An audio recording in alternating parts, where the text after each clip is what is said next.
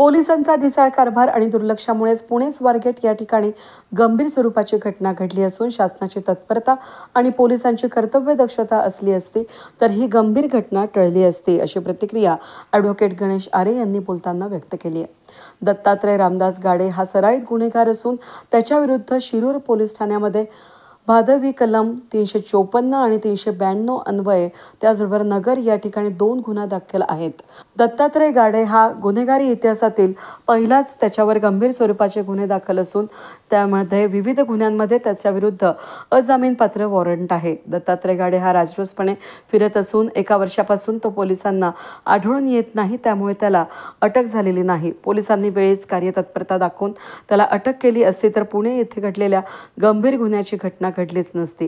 हे गंभीर घटना घडल्यानंतर अटक करून स्वतःची पाठ थोपटून घेत आहेत। न्यायालयांचं कामकाज फक्त कागदावर असून पोलिसांच्या ढिसाळ कारभारामुळे त्याला अटक झाली नाही, याकडे प्रशासन दुर्लक्ष करीत आहे, असं ॲडव्होकेट आरे यांनी यावेळी म्हटलं। पिंपरी ते स्वारगेटवर घडलेली घटना संदर्भात, न्याय व्यवस्था संदर्भात किंवा पोलिसांच्या संदर्भात आपण काय म्हणणार? पुण्यामध्ये स्वारगेटमध्ये जी घटना घडली ती अत्यंत गंभीर आहे आणि या घटनेबद्दल आणि आरोपीबद्दल जेवढी माहिती मिळते त्या माहितीनुसार हा सराईत गुन्हेगार आहे आणि हा गुन्हेगार जर पोलिसांनी या आरोपीचं जसं ऑनलाईन सर्च केलं ॲपवरती तर ते दिसून येतं त्याच्या विरुद्ध वेगळ्या गुन्ह्यामध्ये NBW वॉरंटसुद्धा आहेत। या आरोपीविरुद्ध म्हणजे जे नाव आरोपीचं जे आम्हाला कळतंय तर त्याप्रमाणे आरोपीचं नाव जे आहे दत्तात्रय रामदास गाडे या नावाने सर्च केल्यानंतर त्याच्या विरुद्ध शिरूर पोलीस स्टेशन येथे शिरूर कोर्टामध्ये 354, 392 प्रमाणे गंभीर गुन्ह्याची नोंद आहे। अहमदनगर, अहिल्यानगर येथे सुद्धा त्याच्या विरुद्ध 2 गुन्ह्याची नोंद आहे आणि या आरोपी विरुद्ध 2 केसेसमध्ये NBW वॉरंट आहे आणि हा आरोपी साधारण ऑनलाईन सर्च केल्यानंतर दिसून येते की 1 वर्षापासून हा पोलिसांना मिळून येत नाही। NBW रेडी असताना सुद्धा या आरोपीला त्या गुन्ह्यामध्ये अटक झालेली नाही आणि तदनंतर हा आरोपी गंभीर गुन्हा झाल्यानंतर पोलीस 3 दिवसामध्ये 72 तासामध्ये या आरोपीला मोठा गुन्हा घडल्यानंतर सापळा लावून पकडतात, अटक करतात आणि पोलिसांनी स्वतःची जी पाठ थापटून घेण्याचे काम जे आहे ते होत आहे।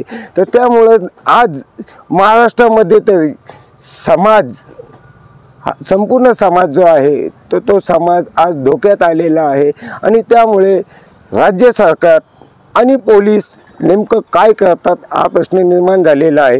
यदा कदाचित या आरोपीला जर त्याच्या विरुद्धच्या वॉरंटमध्ये पोलिसांनी पकडून आणलं असतं तर हा आरोपी गजाआड असता आणि ही जी 3 दिवस अगोदर जी घडलेली घटना आहे तशी घटना घडली नसते।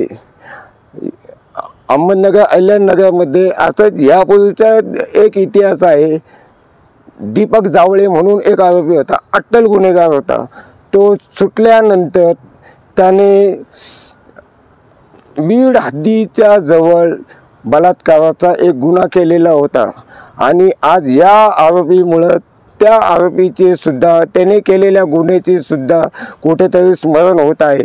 त्या आरोपी विरुद्ध जेव्हा त्याच्या विरुद्ध प्रतिबंधात्मक कारवाई का केली नाही, हा जो डांगोरा पिटल्या जात होता तर त्याच्यापेक्षा भयंकर या आरोपी विरुद्ध NBW असताना सुद्धा त्याला अटक का केलं गेलं नव्हतं हा प्रश्न गंभीर आहे आणि मोठा प्रश्न आहे। यामध्ये न्यायालयीन कामकाज जे आहे ते केवळ कागदावरती दिसून येत असून पोलीस त्यांची कर्तव्य कामगिरी बजावताना ढिसाळ झालेले आहेत हे याच्यावरनं दिसून येत आहे।